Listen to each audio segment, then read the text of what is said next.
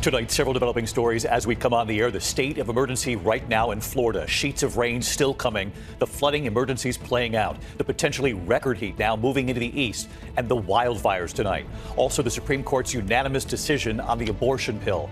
And tonight, the retired L.A. sheriff's deputy missing in Greece amid soaring temperatures. The all-out search and news coming in. A second American is now missing too. First tonight, new storms now pummeling Florida. Authorities warning of life-threatening and potentially catastrophic flooding. Dangerous driving, high water rescues, residents who say they have never seen this before. And now the extreme heat moving into the east, right up the coast, Washington, Philadelphia, New York City. Meantime, that heat helping to fuel a massive wildfire, destroying homes, shutting down a highway. From the air, the images coming in at this hour from Arizona. Tonight, new reaction here after the Supreme Court's unanimous decision today, leaving access to the abortion pill, mifepristone, unchanged in this country. In many states, women still able to get it through the mail. But what the justices signaled today, leaving the door open to future challenges involving the abortion pill. Tonight, Donald Trump on Capitol Hill, his first visit back since the attack on the Capitol. Republican members of Congress right there with him, including Mitch McConnell, who once said Trump was responsible for January 6th. And tonight, what Donald Trump reportedly said in the meeting about the city that will host the Republican National Convention, saying Milwaukee is a horrible city. Tonight, President Biden with world leaders and the $50 billion loan plan for Ukraine. The president also making news when our reporter asked, will you commute your son Hunter Biden's sentence?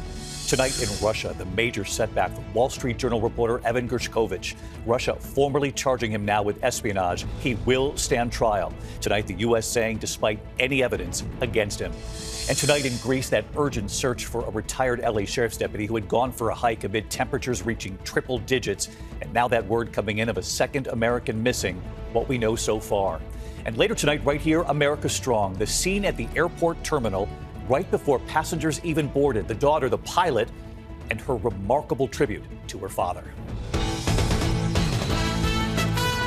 From ABC News World Headquarters in New York, this is World News Tonight with David Muir. Good evening, and it's great to have you with us here on a very busy Thursday night. We have several developing headlines as we come on the air tonight. New reaction coming in right now after the unanimous decision by the Supreme Court not to restrict the abortion pill, mifepristone, for now. They did leave the door open for future fights over the abortion pill.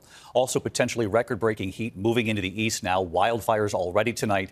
And we begin here with the state of emergency right now in Florida. Some parts of Florida flooded by nearly 2 feet of rain, bracing for up to 8 more inches of rain. Tonight, there are warnings of life-threatening and potentially catastrophic flooding. The flash flood threat in effect through tomorrow night.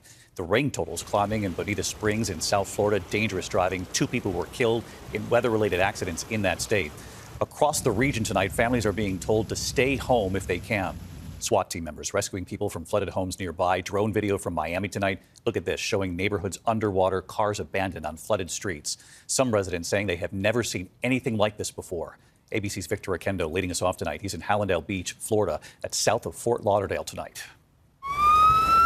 Tonight, life-threatening flooding in Florida, a state of emergency in multiple counties. Feet of rain already, and it's still coming down. Sheets of rain in Bonita Springs, north of Naples. Visibility near zero on roads. The National Weather Service warning of new catastrophic floods after a tropical-fueled deluge that swamped whole neighborhoods in the Miami-Fort Lauderdale area, forcing the shutdown of part of I-95 and stranding vehicles everywhere. A day later, it's still hard to tell where the road ends and the water begins. Crews are pulling that car out of that canal right now. The woman who was driving the car says she didn't realize there was a body of water there. Just look, it's basically even with the street level. She thought she was turning onto another street. Instead, she plunged right in. Not far from there, Leo Alonso telling me he's towed dozens of vehicles. Does the phone just not stop ringing right now? It just won't go. It just keeps going. One call after another. I don't even answer anymore. Really? I don't even answer. It's too much. Homeowners in this Fort Lauderdale neighborhood trying in vain to keep the water out of their homes. I just bought this house. Marcus Vitale has only lived here 8 months. Every half an hour or so, I got to go turn it back on to pump it out. So I'll be up all night dealing with that. The storm's turning deadly in Collier County.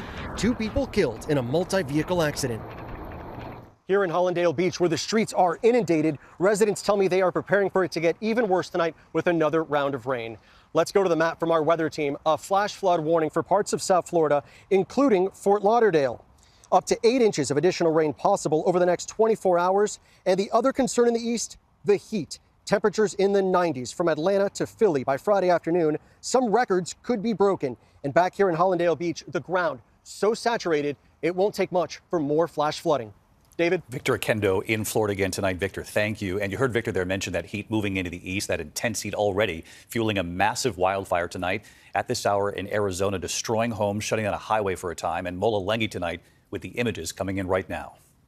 Tonight, firefighters racing to contain a massive wildfire that destroyed several homes and shut down a major highway near Phoenix. Video showing several buildings on fire near Wickenburg, about an hour northwest of Phoenix. Authorities shutting down Highway 60 in both directions as crews battle the flames from the air and on the ground. Residents on high alert. Pretty scary last night. I'm thinking, well, we're going to die, go to sleep. The Rose Fire scorching nearly 200 acres, and it's 0% contained. We're trying to do the best we can out there. It's hot. It's really dry. You can tell with all the wind we're having right now. Much of the Southwest baking under record-breaking heat. Phoenix has seen triple-digit temperatures every day for nearly 3 weeks. Well, David, it is dangerously dry in the Southwest with no significant rainfall in the Phoenix area since April 1st.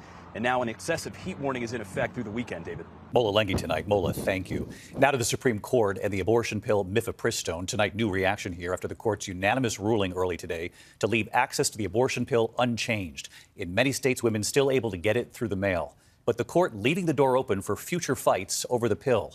ABC's Terry Moran at the court tonight.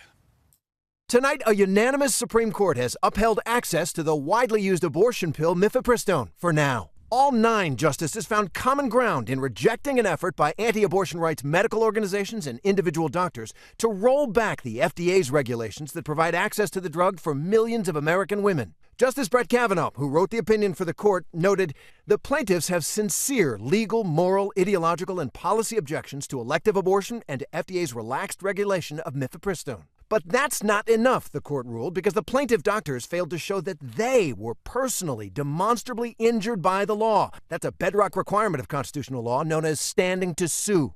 And the doctors' moral qualms don't qualify, Kavanaugh emphasized, writing, "Those kinds of objections alone do not establish a justiciable case or controversy in federal court." Kavanaugh also warned that if these doctors could bring a court case challenging federal laws, so could others, posing this hypothetical.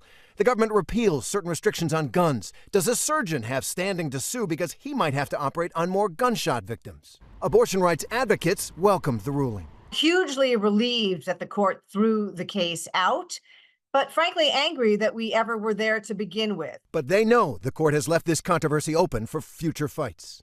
Medication abortions account for approximately 63% of all abortions in the United States, and today's ruling means that in most states where abortion is legal, women can still receive the pill by mail and without seeing a medical provider in person first.